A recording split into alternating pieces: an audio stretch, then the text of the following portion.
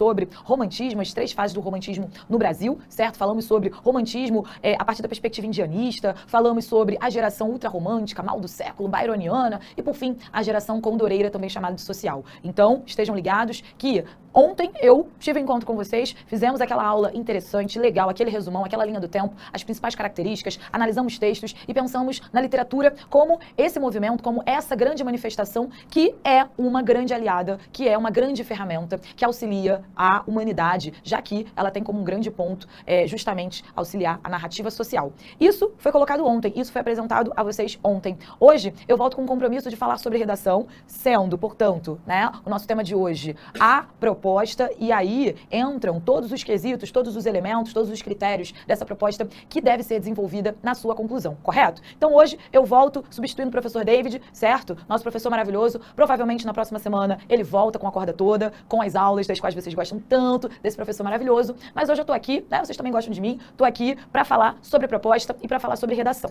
certo? Vamos que vamos, meu diretor, tudo bem, tudo tranquilo? Mostra aí como é que está o nosso chat, vamos ver, para eu dar um alô pra galera que já está ao vivo, que já está online. Roteando, inclusive, diretor, são 19 horas e 34 minutos e o que eu estou fazendo? Bebendo um cafezinho. Horário ideal, né? Para beber um cafezinho. Recomendado. Será que é o último do dia? Eu acho que não. Eu acho que não. Olha só, Tiago Duarte não estava na aula de ontem. Tiago, como é que não? Como é que é isso? Olha, vou fazer a nossa lista, né? Vou fazer a chamada, certo? É isso, é isso, é isso. Bom, e aí, ó? Darlison Ferreira, boa noite, prof. Larissa Peixoto, Barbie perfeita. Samira, quando ela passou a dar aula de literatura? Samira, sempre dei aula de literatura. Samira tá perdida. Samira, todas as terças, a partir das 20 horas e 30 minutos, estou aqui para dar aula de literatura, certo? Neste mesmo canal, nesta mesma plataforma. Sempre dei aula de literatura, certo? Bom, vamos que vamos. Geise Luz maravilhosa, Lu, obrigada, meus amores. Bom, hoje nós temos um compromisso. E esse compromisso é importante, competência 5. A essa altura você já sabe que a prova do Enem é dividida por competências. Hoje, finalmente, nós chegamos à competência 5, que tem um grande objetivo, fazer proposta. Portanto, a essa altura você já sabe que os temas do Enem incitam debates. E a partir desses debates, vocês precisam criar problematizações. O modelo Enem, o modelo de redação Enem, ele coloca nas mãos dos candidatos o quê? Um pacotinho da treta. Então vocês precisam criar problematização. Vocês precisam criar argumentos que identifiquem problemas. Porque esses problemas, ao final da redação, precisam apresentar propostas, precisam apresentar soluções. É óbvio que nós não estamos falando sobre soluções fantásticas. Ninguém vai pedir para vocês inventarem a roda. Ninguém vai pedir para vocês inventarem o fogo. Mas são propostas condizentes, pertinentes e propostas que precisam seguir determinados critérios. Propostas que precisam, portanto, apresentar determinados elementos. Eu costumo dizer que se você aprende a proposta por meio, certo, das estruturas linguísticas, essas estruturas vão encaminhar uma boa escrita de uma conclusão. A essa altura, você já deve ter a certeza de que essa proposta, bem fundamentada, bem criada, com todos os elementos exigidos, deve se localizar na conclusão. Isso você já sabe. E a partir dessa perspectiva, nós precisamos, portanto, entender o que ela simboliza para o texto. Então, a proposta, ela vai ser apresentada no momento de fechamento e precisa seguir critérios específicos. Critérios esses que, linguisticamente, terão estruturas que vão facilitar o entendimento para a banca. Vamos que vamos? Bom, olha só, conceito. Segundo a matriz de referência, a competência 5 determina, então, que o participante deve elaborar propostas de intervenção para o problema abordado, respeitando os direitos humanos. O que significa que, ao propor uma intervenção para o problema, o participante não deve ferir os direitos humanos. Dessa forma, o exame contempla princípios estabelecidos nas diretrizes nacionais para a educação em direitos humanos, ao solicitar que o participante demonstre uma forma de atuar na sociedade com ética e responsabilidade. Bom, esse é o conceito da proposta. Primeiro elemento que é gritante, que é visível aos nossos olhos, é o respeito aos direitos humanos. Não se pode criar uma proposta em que haja desrespeito. Não existe a possibilidade de solucionar um problema, e aí a essa altura você já sabe que o Enem aborda um problema social, ele aborda uma chaga social, algo que representa um incômodo no nosso tecido social, criando uma proposta que vai ter como subterfúgio, que vai ter ali como um grande elemento, algo que tensione os direitos humanos. Então não faz nem sentido você tentar criar uma proposta para resolver ou ainda minimizar um problema social se valendo de princípios questionáveis. Então não faz sentido, por exemplo, né, em um tema, né, sobre, de repente, questões, né, que são completamente inaceitáveis, que são completamente desrespeitosas, né, você se valer de propostas que são completamente inquestionáveis. Não dá para sair por aí dizendo que vai ter que, né, aplicar determinadas posturas, que tem que fazer isso, que tem que fazer aquilo. Não dá, né? Se forem coisas completamente absurdas, vocês sabem que isso será um desrespeito aos direitos humanos. Eu não quero nem pensar, porque senão o chat vai bombar, mas tem uma galera que tem umas propostas assim, que às vezes não cumprem nem um pouco, né? Só vão piorar, não vão nem minimizar o problema social abordado. Bom, e aí, a partir disso, o que a gente precisa pensar? Existe, portanto, a necessidade de respeito absoluto aos direitos humanos, certo? A Declaração Universal dos Direitos Humanos. E aí, o que consiste? Dignidade humana, mais o que? Igualdade de direitos, mais o que? Reconhecimento e valorização das diferenças e das diversidades, laicidade do Estado, ou seja, o Estado é laico, né? Não existe nenhuma religião formal, e democracia na educação, e transversalidade, vivência e globalidade. É preciso até pensar um pouquinho nessa Declaração Universal dos Direitos Humanos, certo? Essa declaração, inclusive, ela nasce num contexto específico, pós-guerra. É importante observar como que essa declaração, ela organiza, né? Ela reorganiza o mundo após um processo de guerra. Então é importante entender que existem princípios valiosos, né? Sobre os quais nós devemos nos debruçar e nunca podemos desrespeitar. Não tem jeito. Esses são os princípios, são os valores. E o mais importante, certo? Esses princípios, esses valores são aplicados a todos os humanos, certo? Não existe distinção. Ah, mas fulano fez isso e aquilo outro. Ah, ele não tem o direito de viver. Isso não existe, certo? Ah, fulano fez isso e aquilo outro. Ele vai responder, né? Ele deve ser, obviamente, punido, né, pelas instâncias da lei, mas não cabe, certo, a ninguém a tomar ou apresentar qualquer tipo de postura que seja pautada em um desrespeito dos direitos humanos. Bom, além disso, precisamos falar sobre a sustentabilidade socioambiental, tema bastante recorrente em função das grandes catástrofes climáticas, ok? Bom, casos de nota 0 na competência 5. Manipulação do comportamento do usuário pelo controle de dados na internet. Esse tema foi babadeiro, esse tema levou aí uma série de informações na internet. Dá pra falar de fake news, dá pra falar de uma forma de incitar o consumo, né? Já que hoje, a partir da combinação dos nossos dados, as grandes redes sociais já conseguem jogar pra gente direto. É propaganda, é o tênis tal, o relógio não sei de quê, é o telefone da maçã. Então tem muitas informações acerca desse tema. Mas e aí?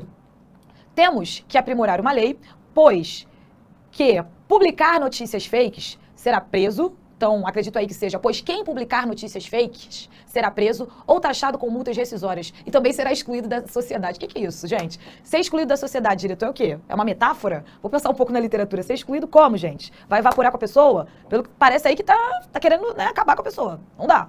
Vamos ver a próxima. Uma solução para o problema é privar a internet para pessoas leigas e analfabetas que se deixam levar por qualquer vídeo e foto vista. Essa proposta, essa segunda proposta apresentada, é desrespeitosa e preconceituosa.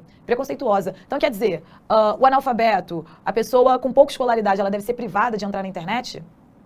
Até porque muitas fake news, muitas informações falsas são repostadas, são difundidas por pessoas com escolaridade.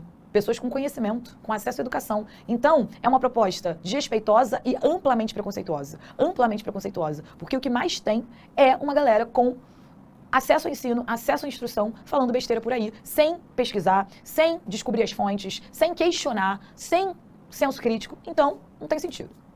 Bom, no Brasil, as leis são frágeis. Deveriam ser mais rigorosas, punir pessoas que fazem mal para as outras. Quando digo punir, quero dizer deixá-lo preso sem direitos. Meu Deus, como é que é isso? Como que é isso? Prende e deixa sem direitos. Como é isso? Ué, como é que é isso, gente? Isso não existe. Preso sem direitos, mas o preso, o encarcerado, ainda que esteja numa condição de privação de liberdade, ele tem direito porque ele parte de uma premissa básica. Qual é a premissa básica? Ele é humano. Então, cometendo o crime que for, fazendo, né, a prática que for, a pessoa, obviamente, deve receber a punição adequada segundo as instâncias da lei. Isso é um ponto. Mas agora, essa pessoa, passando por esse processo de privação de liberdade, essa pessoa encarcerada, ela se torna destituída de direitos? Não, jamais, porque essa pessoa é um ser humano. Então, ela não pode ser destituída dos direitos, certo? Bom, e aí? O caso é grave, temos que punir esse tipo de uso com a própria morte. Gente, no Brasil não existe, certo? Pena de morte. No Brasil não existe pena de morte. Então, é isso. Tem muito o que comentar? Eu nem sei, né? Certas coisas, às vezes, são tanto quanto impactantes, ok? Notem que esses trechos de propostas, certo, que foram retirados de algumas redações de candidatos, são trechos que apresentam outros problemas, certo? Como é o caso desse penúltimo trecho. Além de uma proposta inconsistente, além de uma proposta que diz respeito aos direitos humanos porque acredita que um sujeito encarcerado não deve ter direito, que um sujeito encarcerado deve ser destituído de direitos, essa proposta ainda apresenta, por exemplo, questões com relação à norma padrão, como é o caso desse deixá-lo aqui escrito com CH. Então, notem que existem ainda outros problemas, né? Outros desvios, além da questão da construção da proposta. Aqui, neste momento, o objetivo é pensar nessa proposta apresentada, nessa proposta que é inconsistente e é uma proposta que vai receber nota 0, justamente porque não obedece aí às regras, não obedece aos direitos humanos. Bom, temos as setas, né? Que apresentam aí, ó,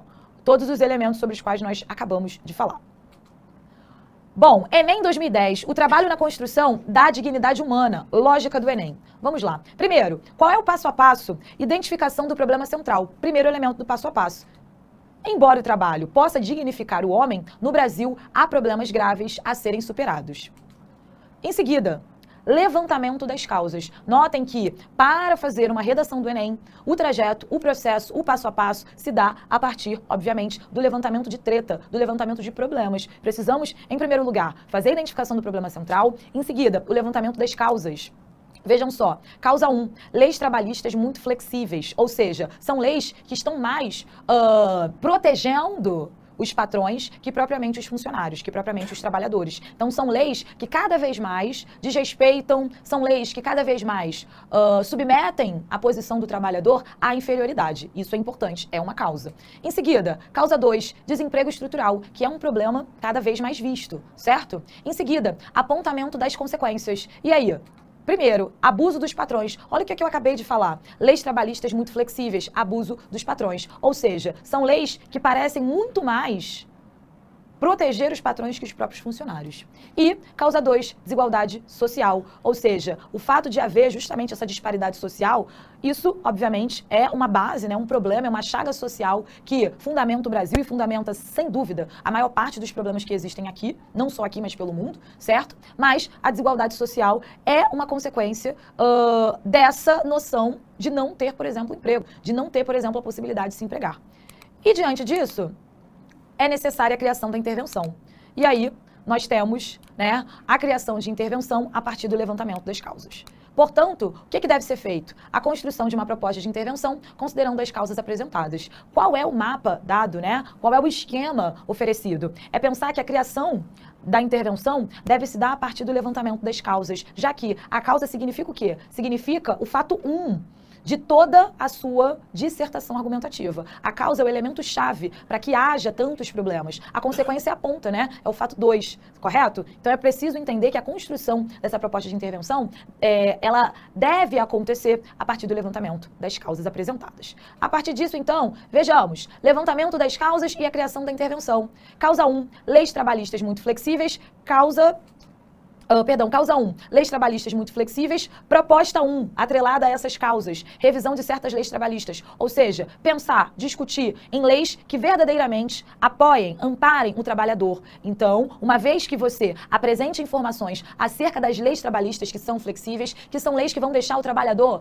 basicamente flutuando, né? O trabalhador, ele se torna desamparado. E aí, por não querer e por não poder jamais não trabalhar, até porque o trabalhador é trabalhador e não herdeiro, ele acaba se submetendo a algumas posturas, a algumas condutas inaceitáveis por parte dos patrões. Então é preciso entender que é necessária a revisão de certas leis trabalhistas. Leis trabalhistas precisam defender, amparar o trabalhador e não os patrões. Os patrões representam os grandes empresários. Então é preciso mudar essa lógica, é preciso mudar, portanto, né, a lógica feita.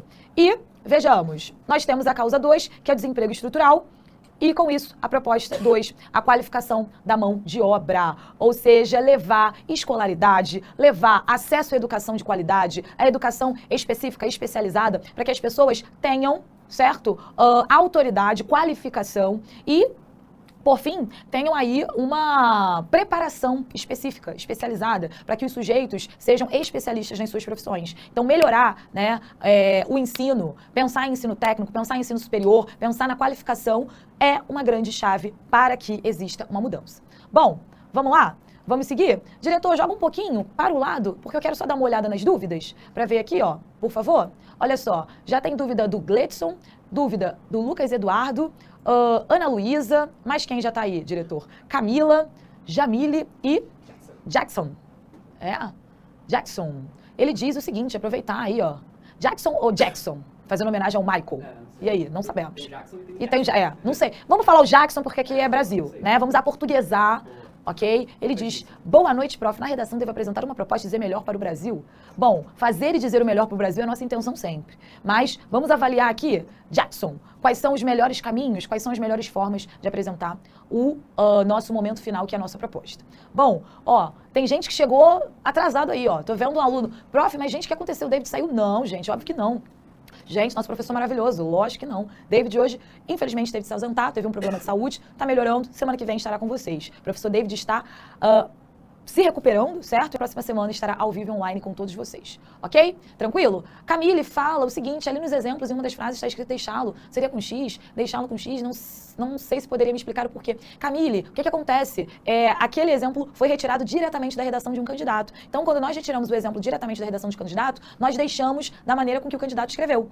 Então, como eu disse, além de problemas com relação à proposta, havia problemas de outras naturezas. Então, além de uma proposta que o desrespeito aos direitos humanos era evidente, certo? Ainda havia problemas com a norma padrão e o deixá-lo estava escrito de maneira inadequada. O texto é preservado justamente para apontar a autoria dos candidatos, para realmente apontar que foram alunos, candidatos que escreveram um texto. Mas, obviamente, em uma correção, a banca vai apontar e vai, obviamente, punir, né, segundo a competência 1, segundo a norma padrão, erros grosseiros que forem, obviamente, repetidos. Então, fique tranquila que, sendo uma correção, o texto vai levar, né, a penalidade necessária. Ali, o texto foi preservado justamente porque é de autoria dos candidatos, é de autoria dos alunos. Por isso que o texto aparece da maneira exata que o aluno escreveu. É só para preservar mesmo e para que vocês entendam que esses textos foram feitos pelos alunos. Bom, vamos seguir, meu diretor? Vamos que vamos?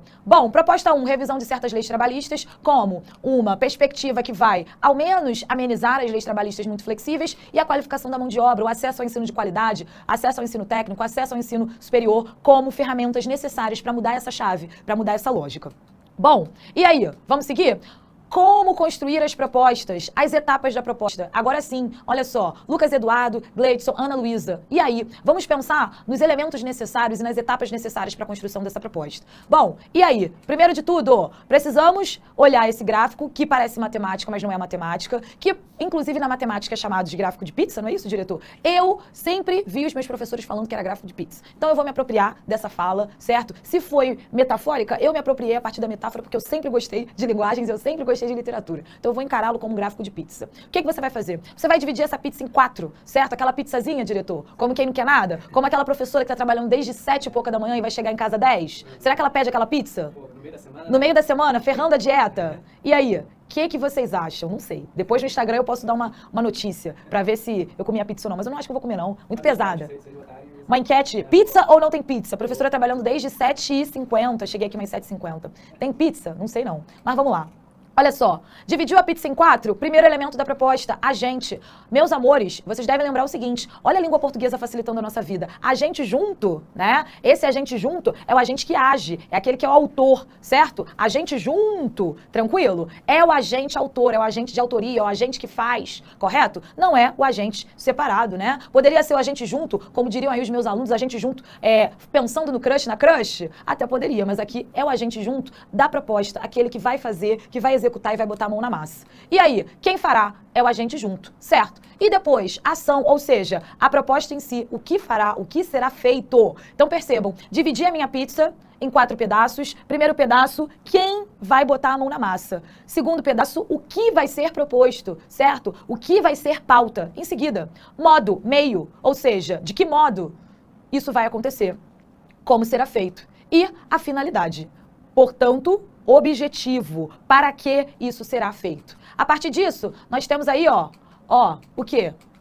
exemplificação, especificação, ilustração, explicação. Tudo isso pode entrar no detalhamento. Notem o seguinte, quando eu pensei na pizza, eu pensei em 4 elementos iniciais: agente, ação, meio modo, finalidade. E o elemento que falta é o detalhamento. Detalhamento, detalhamento, detalhamento, detalhamento. Ou seja, você pode encaixar esse detalhamento a partir de uma exemplificação, a partir de uma especificação e a partir de uma ilustração ou explicação. Vamos que vamos? Vamos construir as propostas? Vamos colocar a mão na massa? Primeiro, problema 1, leis trabalhistas muito flexíveis. Vamos lembrar do tema sobre o qual nós já falamos, né? A questão da dignidade do trabalho. Nós já estamos comentando esse tema há algum tempo. Bom, agente junto, poder legislativo. E aí, ação, repensar as leis regulamentadoras das normas trabalhistas. Notem que lá no início, quando nós pensamos na proposta, foi de maneira mais genérica, revisão das leis trabalhistas, uma vez que elas são flexíveis, tá? Então eu vou atacar a partir da causa. A causa de tudo isso não é o fato de haver leis trabalhistas flexíveis? Sim. Então, em cima da causa, eu vou propor, eu vou compor, construir a minha proposta. Bom, de que modo? Quais serão os meios? A partir de discussões intensas no plenário. Detalhamento. Por meio da participação ativa dos setores sociais interessados, sindicatos e organizações trabalhistas. Bom, finalidade, o trabalho escravo não deve ser mais uma realidade possível no Brasil. Então percebam, se existem leis trabalhistas flexíveis, precisamos mudá-las. De que maneira, né? Incitando esse debate, fazendo com que a sociedade entenda de uma vez por todas que não se pode pensar em trabalho escravo. Até porque, né, inclusive, né, é importante fazer essa pauta, é importante fazer essa ligação. Hoje é dia 11 de maio, sexta-feira, diretor, que será sexta-feira 13. Não sei se as pessoas já sabem, mas nesta semana, sexta-feira, será sexta-feira 13. Mas não vai ser uma sexta-feira 13 ruim, porque geralmente nós agregamos sexta-feira 13 a algo ruim, né? A uma coisa meio macabra. Não. Sexta-feira 13 vai ser sexta-feira de libertação, porque vai ser a sexta-feira do dia 13 de maio, dia da alforria, da libertação, da liberdade dos escravizados. Então percebam que esse tema, inclusive, tem tudo a ver com a nossa pauta da semana. Sexta-feira 13 vai ser uma sexta-feira 13, mas de libertação, de liberdade, de questionamento, certo? O Brasil, ele cumpre, né, com essa perspectiva social da liberdade, mas será que não existem cativeiros sociais? Será que não existem lugares, redutos, pessoas que ainda vivem, que ainda respiram e que ainda estão em uma lógica de encarceramento, de privação de liberdade, certo? De dificuldade total a acesso a direitos básicos. Então é importante observar como que isso também reverbera na perspectiva trabalhista. Trabalho escravo não deve ser mais uma realidade no Brasil, certo? Isso se associa, inclusive, à pauta da semana. Bom, vamos seguir? Mas o quê? Problema 2, desemprego estrutural. Agente, Ministério da Educação. Por quê? O desemprego estrutural ele está associado ao quê? Ao fato de haver o quê? Justamente o desemprego focado em função dessa qualificação que não existe, né? Então, qual vai ser a ação? Aumentar a oferta de cursos técnicos para jovens e adultos. Principalmente, pensar no acesso à educação para jovens periféricos, pobres, nordestinos, pretos, favelados, certo? Que são esses jovens que vão mais sofrer com a dificuldade de acesso ao ensino de qualidade, ok? A partir disso, qual vai ser o meio? Alargamento de verbas para as escolas técnicas estaduais e federais. Então, investimento maciço, pesado em educação. Educação a partir das escolas técnicas públicas, ok? E precisamos pensar no detalhamento desse meio. Criação de mais aulas e palestras sobre as variadas áreas técnicas como mecânica e eletrônica, certo? Bom, eu tenho 1, 2, 3, 4 elementos. Qual falta? Finalidade. A população brasileira deve ser mais qualificada para ser absorvida pelo mercado de trabalho. Então percebam que, a partir do momento que existe um desemprego estrutural, que é a causa, né, nós precisamos trabalhar para resolver isso aí. Então, o Ministério da Educação vai ser o responsável por aumentar a oferta de cursos técnicos em escolas técnicas públicas do Brasil. A partir disso, precisamos pensar em aulas e palestras sobre as variadas áreas técnicas, certo? Isso é importante. E aí, nós temos a criação de uma proposta para nós entendermos de que maneira isso acontece, construindo realmente, colocando palavrinha ao lado de cada palavrinha. Vamos lá. O Legislativo deve repensar as leis regulamentadoras das normas trabalhistas por meio de discussões intensas no plenário, que deve contar com a participação ativa dos setores sociais interessados, a fim de que o trabalho escravo não seja mais uma realidade possível no Brasil. Notem aí que existem destaques importantes, existem estruturas linguísticas importantes ressaltadas ao longo da proposta.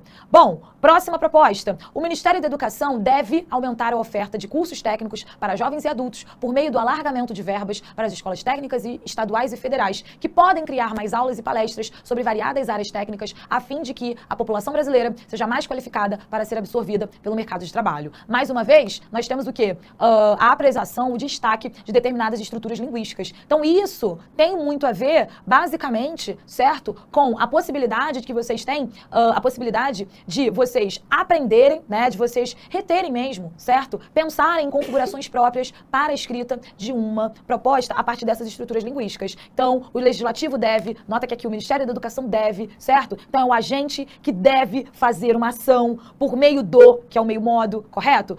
Pensar nessa estrutura é uma boa para pensar numa construção de proposta. Olha só, Samira Souza, perfeita proposta. Eu quero uma proposta assim, certo? É uma proposta boa. Vamos seguir os nossos trabalhos? Olha só, agora vamos chegar à equação do sucesso. Não é matemática não, mas tem equação. O legislativo deve repensar as leis regulamentadoras das normas trabalhistas por meio de discussões intensas no plenário, que deve contar com a participação ativa dos setores sociais interessados, a fim de que o trabalho escravo não seja mais uma realidade possível. Ou ainda, o Ministério da Educação deve aumentar a oferta de cursos técnicos para jovens e adultos, por meio do alargamento de verbas para as escolas técnicas estaduais e federais, que podem criar mais aulas e palestras sobre variadas áreas técnicas, a fim de que a população brasileira seja mais qualificada para ser absorvida pelo mercado de trabalho. Então, notem que aqui existe uma equação, existe uma fórmula que vai facilitar a escrita da proposta. Então, a gente deve... E aí você explicita a ação por meio de o modo, que, detalhamento, a fim de, e aí você traz a finalidade. Existem, portanto, estruturas linguísticas que vão realçar, que vão deflagrar cada elemento, cada critério a ser apresentado na proposta. Bom, essa é a carinha, ó. Recomendação, 2 propostas caso haja 2 causas. Então vamos ver como é que isso vai acontecer? Uma proposta completa, com tudo dentro, Big Mac completo, né? E outra proposta incompleta, outra proposta incompleta. Como que isso vai acontecer? Qual é a equação do sucesso agora? A gente deve fazer ação por meio do modo que, detalhamento, a fim de. Só que aí, ó, você pode ainda, né, criar aqui, ó, um resquício de proposta, correto? Então você tem aqui algumas estruturas sobre as quais vocês podem se debruçar para criar esse resquício de proposta. Então vamos lá. Agente, ação, meio modo, finalidade, detalhamento, que pode ser em um desses elementos. E aí, ó, detalhando o agente. A gente pode pensar, agora esse agente separado, em uma facilidade, em um caminho das pedras, que é o GOMIF. O que é o GOMIF? Vem comigo. O que é o GOMIF? Será que alguém já sabe? Olha só. Agente, especificação e ação. De olho na tabela. Primeiro, G. Governo. Estado, poder, os estados, os governadores, os prefeitos, os administradores públicos. Então, se você pegar a dica do GOMIF, você vai ter facilidade para fazer a proposta. GOMIF. Guarda esse nome. Finge que é substantivo, guarda na sua cabeça. O G simboliza, representa governo. Certo? E aí? Ó, são as ONGs, as entidades sociais, as entidades filantrópicas, os núcleos de apoio. M, mídia. As rádios, os canais de TV, as propagandas, as empresas de publicidade. E instituições, igrejas, empresas, postos de saúde e etc. F, família, pais, irmãos, responsáveis legais. E, escola, universidades, escolas militares, escolas públicas, escolas particulares. S, sociedade, os cidadãos, eleitores, os moradores e etc. Pensem que nesta tabela aqui, ó, mais próxima a mim, é a tabela em que existem possibilidades de ação. Então, ao governo cabe implementar, criar, fiscalizar leis, ONGs, criar projetos de apoio à sociedade, mídia, executar campanhas educativas, instituições, informar seus funcionários fiéis sobre determinadas coisas, família, estabelecer debate, né? É a família, né? A primeira instituição em que o debate deve acontecer. A escola, propor debate com os alunos, construção de projetos pedagógicos, construções de projeto político-pedagógico e a sociedade mobilizar de maneira pacífica, né? Criando passeatas, fiscalização e pressões ao governo. Bom, GOMIF apresentado. As etapas da proposta. E aí, olha só, det. E aí, detalhamento. A partir disso, o que nós temos como exemplo? Fica clara, portanto, a importância de implementação de campanhas a nível nacional por meio da mídia, que tem grande influência sobre a população. Fiz um detalhamento com relação ao agente. Quem é a mídia? A mídia tem grande influência sobre a população. E aí? As ONGs, como órgão que visa suprir as deficiências do Estado, deve disponibilizar aos jovens surdos aulas com professores voluntários e capacitados. Especifiquei, expliquei, certo? As ONGs. Vocês vão notar que essas explicações, essas especificações estão entre vírgulas, porque servem como aposto. Lembra que aposto é um elemento da gramática, da nossa língua, que tem a ver com explicação, certo? Que tem a ver com explicação sobre um termo anterior? Então, é isso, é explicar. Além disso, o papel das autoridades é ouvir os representantes religiosos e, por meio do diálogo, sancionar leis que não embarguem as manifestações e protejam-os. Agora, nós temos uma oração, sendo específica, né, e bastante criteriosa com a sintaxe, nós temos uma oração subordinada adjetiva, né? Ela vai qualificar essas leis, ok? E Em seguida, nós temos o seguinte: o governo deve investir na propagação de maneiras para aumentar a eficácia da educação e estudos no Brasil, com o objetivo de propiciar o aumento do uso de Libras de forma mais abrangente. Com isso, ao longo do tempo, ocorrerão mudanças positivas na sociedade brasileira. Bom, detalhamento do meio modo, detalhamento do agente, detalhamento da ação e da finalidade, ok? E assim nós terminamos a nossa aula, ok? Debate possíveis temas ambientais. E aí nós fechamos a nossa aula com... Essa é o que? Não sei o que, furacão. Carreta furacão. Carreta furacão fazendo passinho, né? Mas esse passinho já tá... Não, tá antigo. Tá antigo. Porque agora qual é o passo? Desenrola, joga de ladinho. Então finge que, ó, que é desenrola...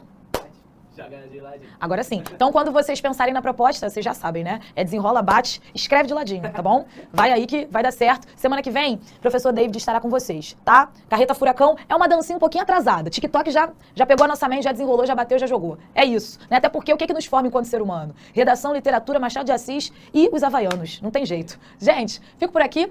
Até semana que vem, né?